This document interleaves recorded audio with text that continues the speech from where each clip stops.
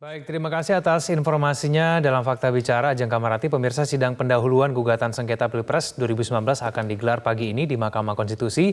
Berbagai persiapan telah dilakukan Komisi Pemilihan Umum selaku pihak termohon dengan pemohon BPN Prabowo Sandi. Sementara itu untuk menjaga tensi politik, sejumlah pihak menyarankan agar tidak perlu adanya aksi pada saat sidang sengketa Pilpres digelar. Untuk membahasnya, apa saja persiapan KPU menghadapi sidang dan kemudian bagaimana kondisi perpolitikan Indonesia. Untuk membahasnya sudah bergabung bersama kami di studio ada Koordinator Komite Pemilihan Indonesia Jerry Sumampau. Bang Jerry, selamat pagi. Terima kasih telah bersama kami. Dan juga kami akan mencoba untuk menghubungi Ketua KPU Arief Budiman melalui sambungan satelit. Belum tersambung, saya akan ke Bang Jerry dulu. Bang Jerry, kalau dicermati mengenai sidang MK, apa yang bisa kemudian publik patut ketahui sidang nanti akan dimulai pada pukul 9 waktu Indonesia bagian Barat? Iya, yang pertama tentu ini sidang pertama ya. Di sidang pertama itu masih pemeriksaan katakanlah pemeriksaan administratif materi gugatan ya. Jadi MK akan memberi masukan kepada BPN 02 atau tim 02 yang datang gitu ya, bahwa ada hal-hal yang mungkin perlu diperbaiki dan disarankan untuk diperbaiki.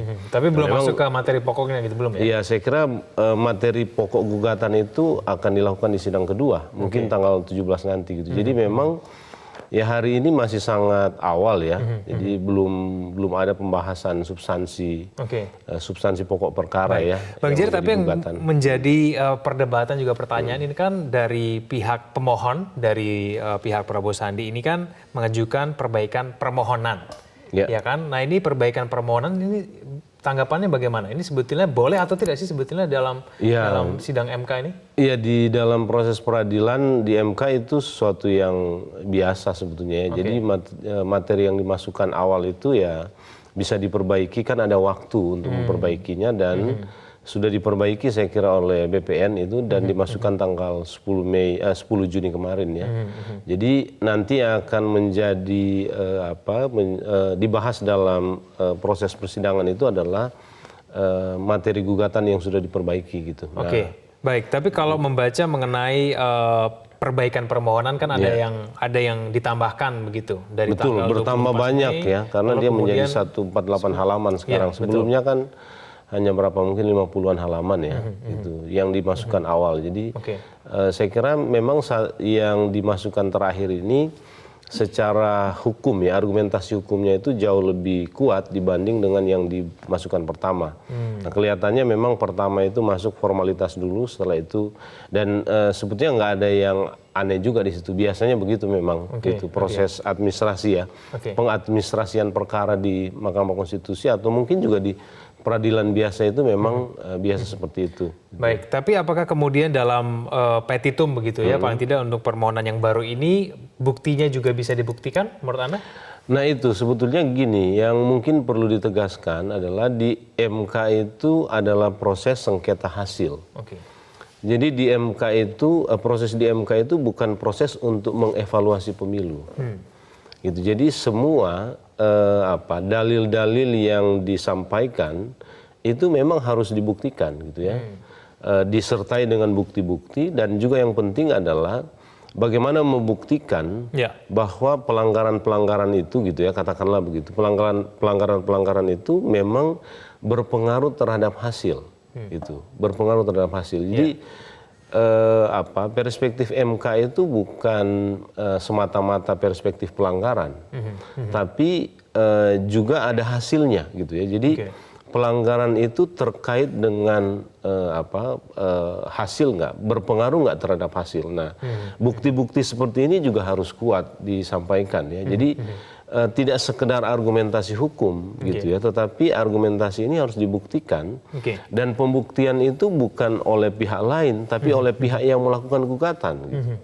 Jadi argumentasi itu harus disertai dengan bukti-bukti yang konkret untuk memperkuat argumentasinya. Gitu. Baik, Bang Jerry, ini salah satu petitum begitu yang diajukan oleh tim kuasa hukum dari pemohon itu adalah menyatakan pasangan capres dan juga cawapres nomor 01 Joko Widodo dan Kiai Haji Ma'ruf Amin didiskualifikasi.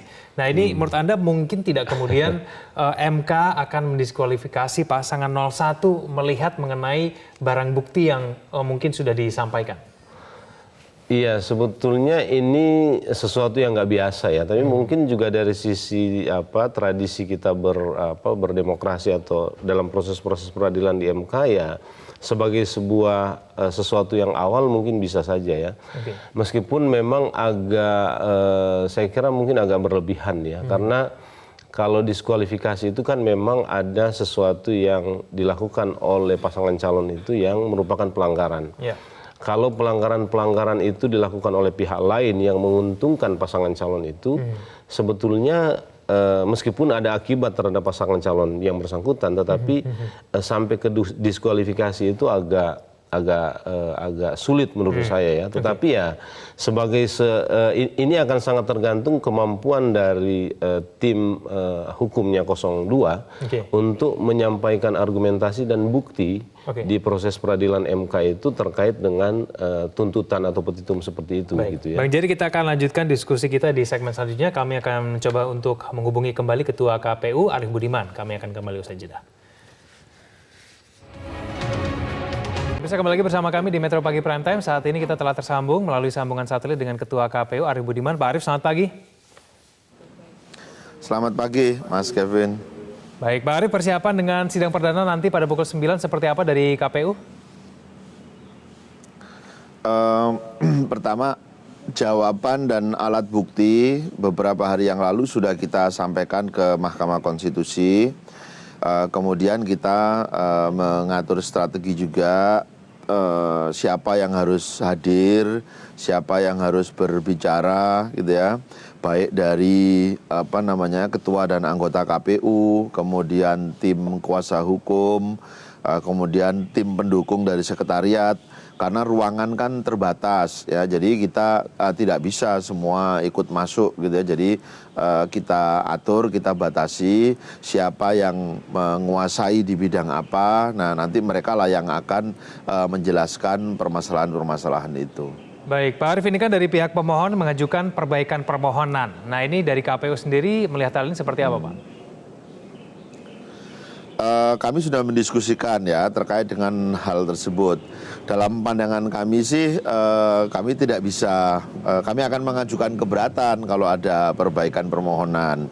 Tetapi tentu semua terpulang kepada majelis hakim ya di Mahkamah Konstitusi. Kalau misalnya keberatan kami bisa diterima, ya tentu kami senang karena apa yang kami sampaikan sekarang, jawaban dan alat bukti itu menjadi cukup. Tetapi kalau toh memang nanti hakim atau Mahkamah Konstitusi menerima, tentu kami sudah mempersiapkan diri untuk menjawab perbaikan permohonan pemohon. Gitu. Baik, tapi alasan keberatannya itu sendiri kenapa, Pak Arief? Nanti akan disampaikan oleh kuasa hukum ya. Baik, ini bukti-bukti yang kemudian sudah diserahkan kepada MK, Pak Arief, ini kan ada yang berjumlah 272 kontainer begitu ya kalau nggak salah. Nah, ini bukti-bukti berdasarkan pengajuan permohonan pada tanggal 24 Mei yang lalu atau sudah berdasarkan yang 10 Juni? Iya. Enggak, yang Mei, yang pertama. Berdasarkan yang pertama. Baik, ya walaupun sebetulnya kalau kami melihat permohonan yang pertama itu kan fokusnya sebetulnya hanya ada di 5 provinsi sebetulnya. Tapi kami mempersiapkan diri bila mana ya hasil itu kemudian ada kaitannya dengan hasil di tempat-tempat yang lain gitu ya. Kemudian kami juga merasa ada perlu dukungan data fakta dari provinsi di luar yang didalilkan itu.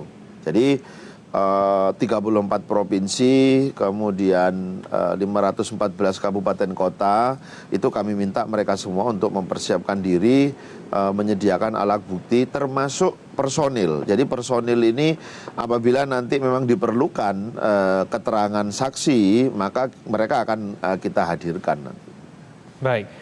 Tapi dari pihak KPU ini sudah menerima salinan permohonan perbaikan permohonan yang 10 Juni kemarin, Pak Arief?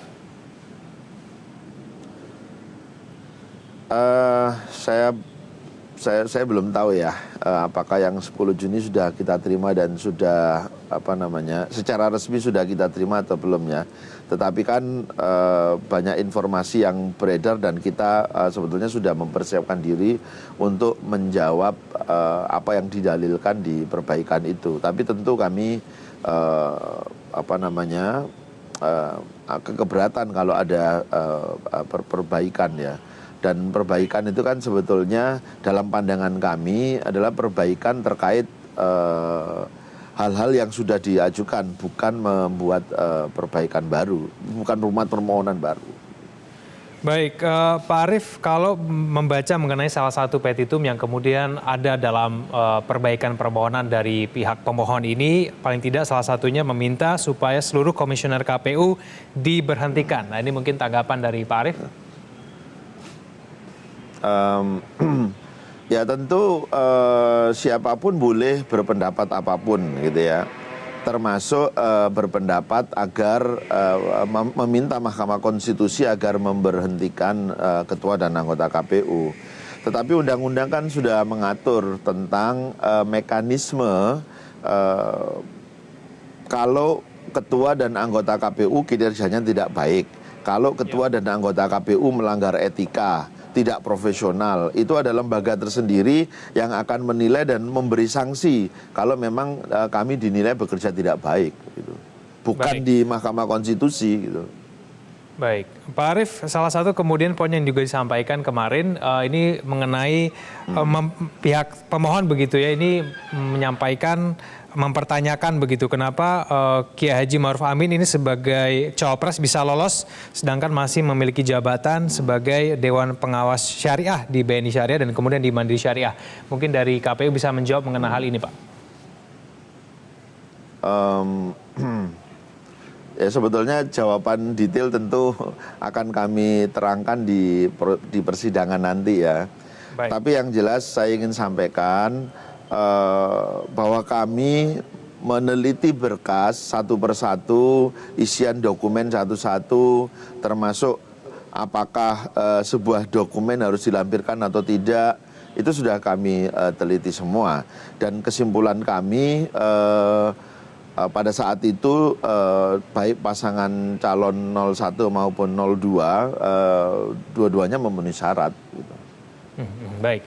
Saya ke Bang Jerry kembali. Bang Jerry, lalu kemudian ini kan hasil nanti sidang perdana masih akan berlangsung pada pukul 9.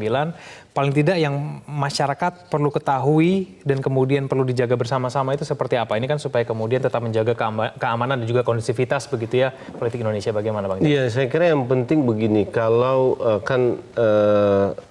keamanan ini kayaknya ketat juga ya, karena ada mungkin isu di sana-sini bahwa akan ada demo, lalu kita masih agak trauma dengan 21 dan 22 Mei yang lalu soal demo dan kerusuhan gitu ya.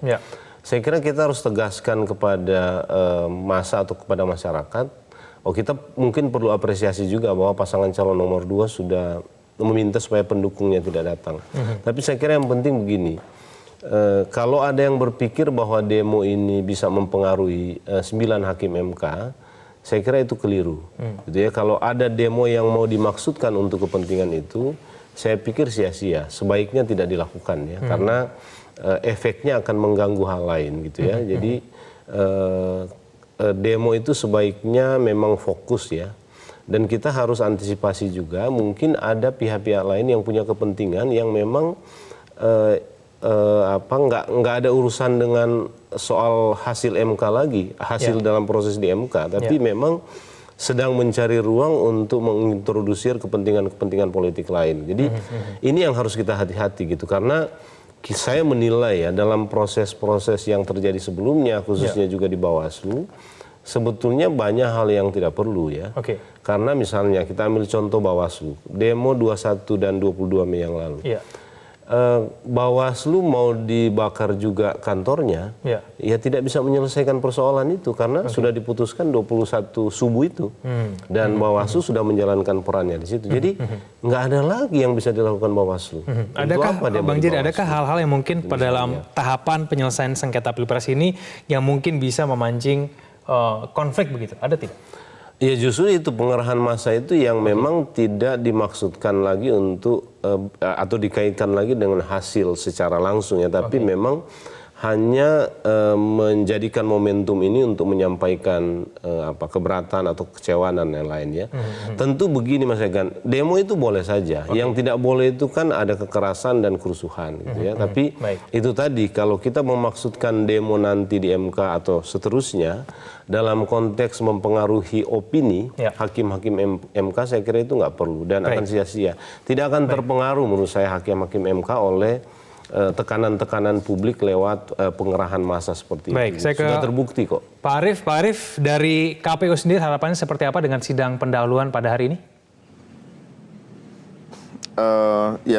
Pertama saya ingin menyampaikan kepada siapapun penyelenggara pemilu, peserta pemilu, kemudian masyarakat pemilih, bahwa undang-undang sudah memberikan ruang untuk menyelesaikan semua persoalan tentang pemilu. Ya, jadi jangan lagi selesaikan persoalan pemilu di jalanan.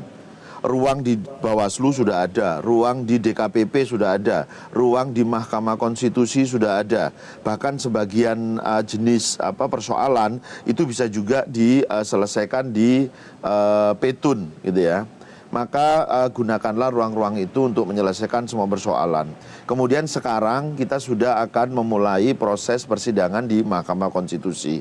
KPU akan sangat menghormati apapun putusan yang nanti dikeluarkan oleh Mahkamah Konstitusi, dan saya tentu berharap siapapun ya hormati dan kita laksanakan bersama-sama sebagai bagian dari tanggung jawab bersama kita untuk menjaga demokrasi dan pemilu kita agar lebih bermartabat dan tetap terjaga kebaikannya begitu. Pak Arief, apakah nanti Komisioner KPU dipastikan hadir dalam sidang pendahuluan pada hari ini? Ya, saya sudah mengkonfirmasi semuanya insya Allah akan hadir. Baik. Terima kasih Pak Arief telah bergabung sama kami pada pagi hari ini di Metro Pagi Berantas. Selamat pagi. Mungkin closing statement saya berikan kepada Bang Jerry. Bang Jerry, kedepannya untuk proses pembuktian terstruktur, masif dan juga sistematis ini, kalau mau dibuktikan apa yang harus dipenuhi dari pihak pemohon ini?